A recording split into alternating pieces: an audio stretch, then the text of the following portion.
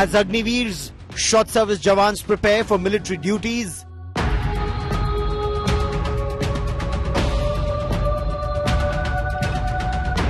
Rahul Gandhi targets the Narendra Modi government for the tour of duty scheme. China के सैनिकों को 3-4 साल की ट्रेनिंग मिलेगी। हमारा बेचारा जो अग्निवीर है उसको 6 महीने की ट्रेनिंग देकर उसके सामने खड़ा कर देंगे। Are Agniveers poorly trained for combat? अब ये अग्निवीर क्यों लागू हुआ? क्योंकि नरेंद्र मोदी जी चाहते हैं कि जो पेंशन का पैसा है वो सीधा अदानी डिफेंस को जाए। Chief of Defence Staff General Anil Chauhan speaks on Agniveers for the first time. The Agniveers have no problem. The people who are going to use or work with these Agniveers, who will be part of the team to fight a war or a combat situation or operationally get deployed, they have no issues. The larger issues are from outside actually. War over Agniveers. That's our top focus on India First. But it's not just politics in the run-up to the crucial 2024 elections. There are even military veterans, including some war veterans who've said that the Agniveer scheme may adversely impact national security, not just in counter-terror operations, but also in armed conflict. But is that actually true? General Anil Chauhan, Chief of Defence Staff, he spoke exclusively to me at the India Today conclave. He insisted that the Agnipath scheme or the Agniveers, it's transformative. It's only some of the veterans had stagnated in their thinking. His words, not mine. We get you all sides of that big debate. As always, we'll also get you the good news story. And what's that? Look at those images. That's Srinagar. Now, after 30 years of battling Pakistan's state-sponsored radical Islamist terror, is this the new dawn of development in Jammu and Kashmir? Much more on that story. I'm Gaurav Sawant. First, as always, the headlines.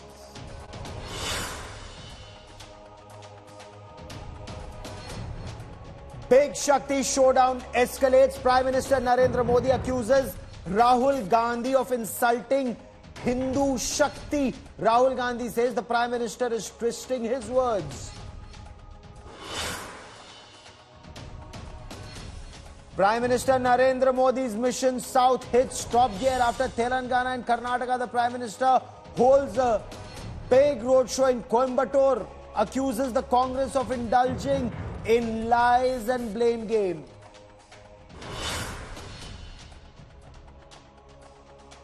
Election Commission's big Babu cleanup ahead of elections. Bengal top cop acts. New DGP appointed. Home Secretaries of Uttar Pradesh, Gujarat, Bihar, Himachal Pradesh, Jharkhand and Uttarakhand also removed.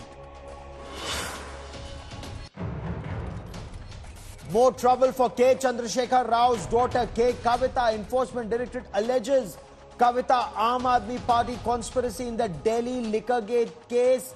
Claims K. Kavita paid 100 crore rupees in advance to Arvind Kejriwal and Manish Sisodia.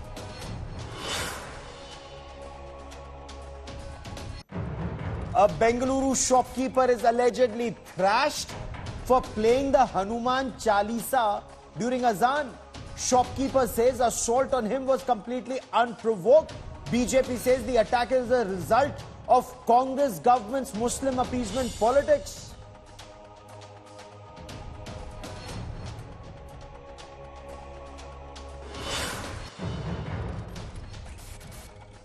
Chief of Defence Staff General Anil Chauhan has dismissed criticism of the Agniveer scheme, indicating it's ill-informed or stems from stagnated thinking. Speaking exclusively to me at the India Today conclave in the national capital, General Chauhan insisted neither commanding officers nor the Agniveers had a problem with the scheme 2 years after it was rolled out. He also insisted that the Agniveer scheme is being monitored very closely at the top level, and if issues emerge, they will be addressed. However, he says the scheme is good and stays. The veterans have a different point of view, at least some of them. So does Congress leader Rahul Gandhi. We bring you more in this report.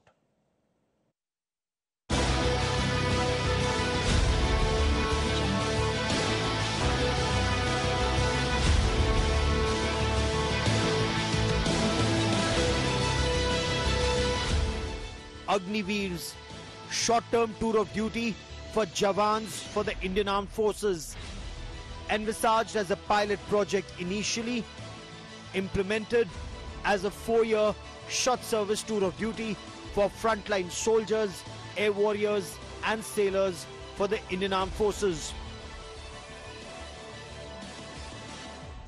Congress leader Rahul Gandhi, in the run-up to the 2024 Lok Sabha elections, hit out at the Narendra Modi government for launching the Agniveer scheme, arguing that the curtailed training would result in poorly trained soldiers at India's borders, especially the line of actual control. अब दो तरीके के शहीद नरेंद्र मोदी ने बना दिए हैं. एक साइड पे वो शहीद जिसको पेंशन मिलेगी, परिवार को पेंशन मिलेगी, उसकी रक्षा होगी, शहीद का दर्जा मिलेगा, और एक दूसरा शहीद जिसको कोई पेंशन नहीं मिलेगी, कोई रिस्पेक्ट नहीं मिलेगी और शहीद का दर्जा भी नहीं मिलेगा, वो है Agniveer. Rahul Gandhi also claimed that two classes are being created within the armed forces. Soldiers who will get honor and respect if they fall in the line of duty, and the Agniveers who it is claimed will neither get the same compensation nor respect and certainly no pension. और जो training में पैसा जाना था, जो pension में पैसा जाना था, जो सैनिकों की रक्षा में पैसा जाना था, वो सीधा अदानी की जेब में जाएगा.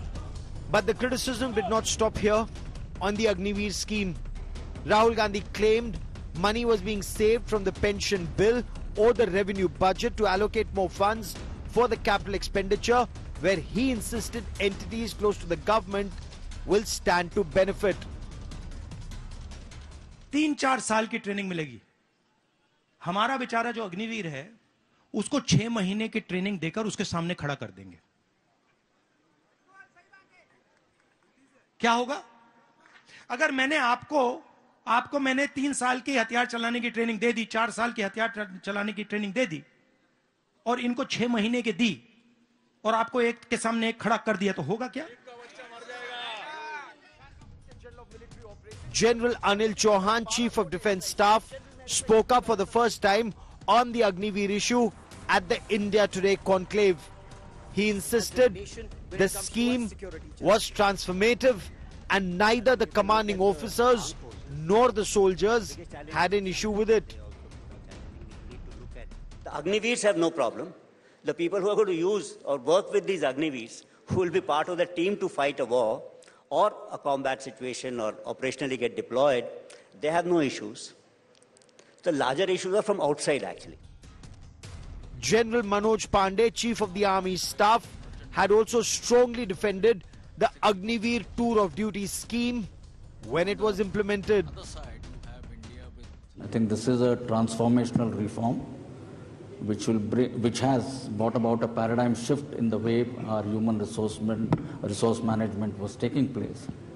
I would not go into the benefits of the scheme because I think it has been discussed and talked about at length.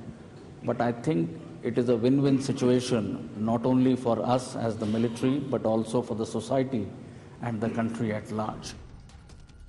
The armed forces say the scheme is being monitored closely and any anomalies, if and when brought to notice, will be sorted out. But in the run-up to the 2024 elections, the issue is expected to escalate, especially in areas with a sizable population of soldiers and veterans. Bureau Report, India Today. Now, this is a crucial national security issue. We'll not reduce it to politics between political parties, so no political guess on this crucial national security issue on India First. All veterans and those who've seen action directly and risked their life and limb for our country. Let me introduce our guest, Lieutenant General Sanjay Kulkarni, former Director General of Infantry. General Kulkarni had planted the first tricolour at the northernmost point at the Siachen Glacier. Major D.P. Singh is a Kargil war hero and veteran. He's seen action firsthand. He's a battle casualty in the famous Blade Runner of India. Colonel Rohit Dev commanded his mechanized infantry troops, served extensively both in Jammu and Kashmir and our borders to the west and east, served in a peacekeeping mission in Sierra Leone in West Africa. Gentlemen, welcome on India First. General Kulkarni, merit in the criticism that our troops at the line of actual control will not be well trained as the Chinese troops because of the curtailed training. Gaurav, the criticism is misplaced. Definitely, there is no compromise on training. The physical fitness, the mental robustness, his overall development as a soldier, they are pertaining to his physical proficiency, firing, fieldcraft, anything and everything. There is just no compromise. The 30 weeks plus training is adequate. To compare it with 6 months and 4 years, there was never 4 years of training. Let's put it that way at all. It's 6 months of training, which was there, which was now it is morning and evening. These boys are being trained hard. They're absolutely, and we have compared them with what it was earlier with the recruits and now with the Agniveers. There has not at all been any drop in any field. I had met the first 2 batches when I had gone round, and I found they're kind of, there's no compromise. Absolutely, all of them seem fit. I found the way they were, that the ethos of Naam, Namak, Nishan, that Josh, Jazba, Junoon, all of it, what I saw in them was there. Not even the salary part, whatever they got as the salary, whenever I saw them deployed along the LAC, whether it was in Arunachal or Ladakh, I found that they were being paid the same allowance that anybody and everybody would be when they're deployed along the LAC. So there is no question. I don't find this is totally misplaced. Yes, the aspect of training, definitely. You've got the commanding officers, the company commanders have to be up and about to train them. And that's the point I'm coming to, Colonel Dev.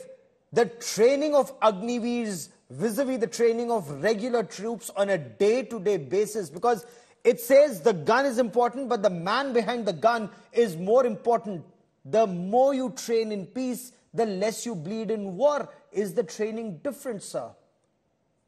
Gaurav, I totally agree with General Kulkarni, and the motion that the Agniveers have been taken into the armed forces, remember, based on merit.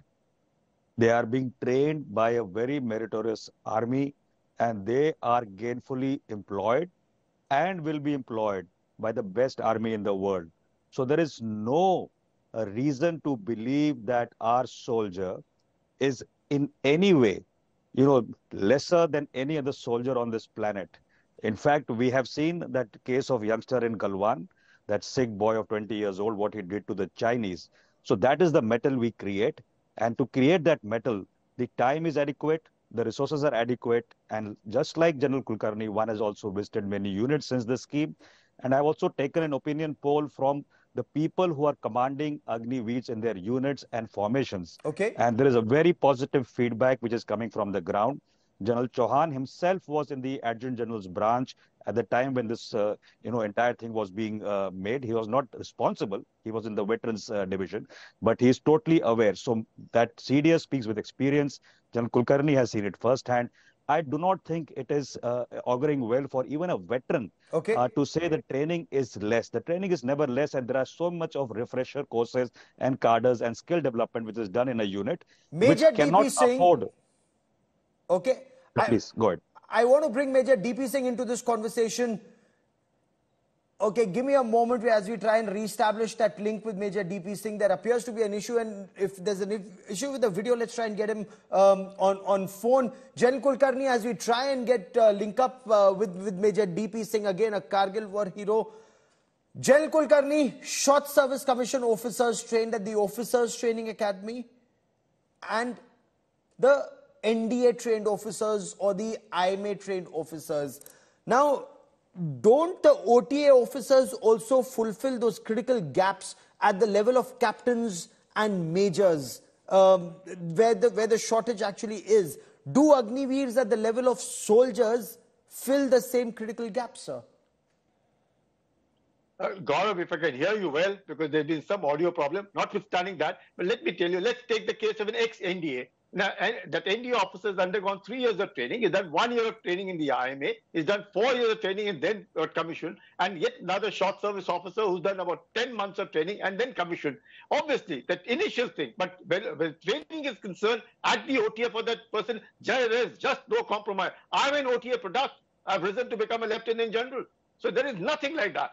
Everybody is at par. Initially, yes, there would be, but then subsequently everybody catches up. And in 10 months of intense training, vis-a-vis the rest of it, slowly and steadily everybody catches up. And even from the OTA, when the officers are coming, and all those who are found fit enough to continue and those who are desirous of continuing to be in the army, they are allowed to get their permanent commission and they carry on with the rest of them. And the seniority that they lose is the difference in their training between what the IMA direct entry would be 18 months to vis-a-vis the 10 months of training of the OTA. I don't think this is all concocted. This is all with a view to, make it look that the Agniveers are bad. Nobody. That there cannot be compromised on training. There cannot be compromised on values. There will never be compromised on his firing skills. There will never be compromised on his physical fitness, mental robustness, preparing for his field trial. There is something. And all these Agniveers, when I met them, when they joined the battalion, the kind of morale, the kind of, the josh that I saw in each one of them was just fantastic. I don't think we must not at any point of time unnecessarily criticize if you're not aware of it. No commanding officer the regimental centers work so hard training these boys and then sending them to the battalion. And the feedback that they give is excellent. And the boys themselves are excellent. The uptake is very good. Some of the criticism, Colonel Rohit Dev, is regular jawans after 4 years of training will get to do so many more courses. The Agniveers who stay back in the army after 4 years, 25% we are told will remain in the army. Will their careers follow the same track? Or, as some argue, will the Agniveers perhaps be not the same as regular soldiers? Or will they end up being regular soldiers after 4 years? Not at all, Gaurav. The Agniveer is trained in fieldcraft and battlecraft. They are good for the section level drills. In 4 years, they will be in platoons and leading some elements. And when they are selected, the answer lies in the selection process, which is being made right now for the Agniveers to be selected and retained. That will ensure the best of the pack is retained, and they will go the whole hog to become Subedar majors of the finest battalions in the future. There is no discrimination. However, to make people understand, like this clip which you showed me, I don't want to name that person, even post the Agniveer concept, when 75 go out, there's something which a lot of audiences don't know.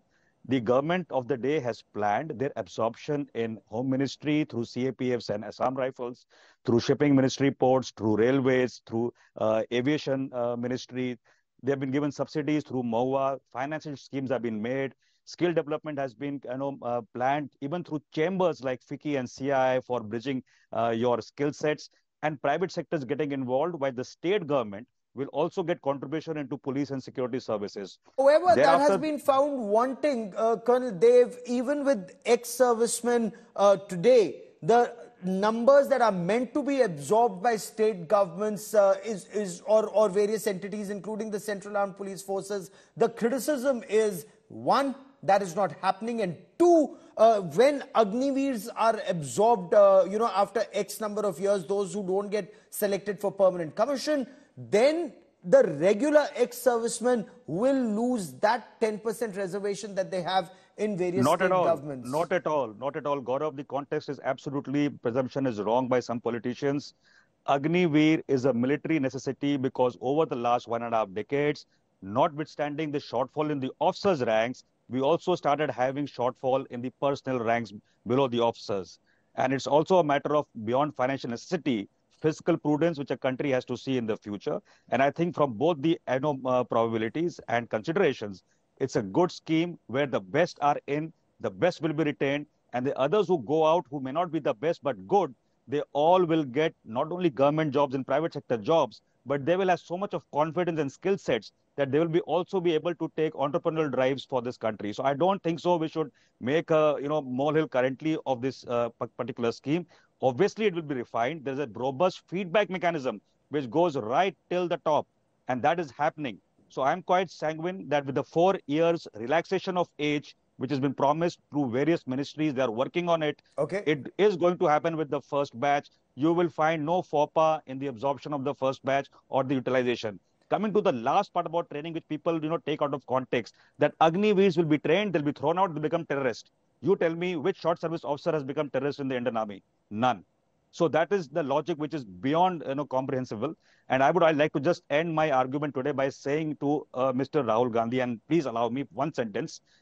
This man was born with a silver spoon, 50 years of political training, 20 years of active political training, and he's still a dud. He should not compare that the personal armed attacks, forces. sir, we can do without. No. I'm Sir, giving it out of a lot of conviction because this man is ridiculing my armed forces every day on the streets. Okay. Every day on the streets, and we owe it to our nation that this man needs to be called out. Nothing political. It's a military so what you're response saying of a is that veteran criticism to a is politician who is unfounded. speaking out of context. Absolutely. General, would you agree that are 2 points, 2 critical points raised, by the political leader mentioned here? One, that at the line of actual control, the Chinese soldiers would be superior in their training compared to the Agniveers in handling weapons because of the curtailed training of the Agniveers. Point 1. Point 2, it's to reduce the pension bill and send that same money, as Rahul Gandhi put it, to Adani Defence. Now, where do you stand on that, General Kulkarni?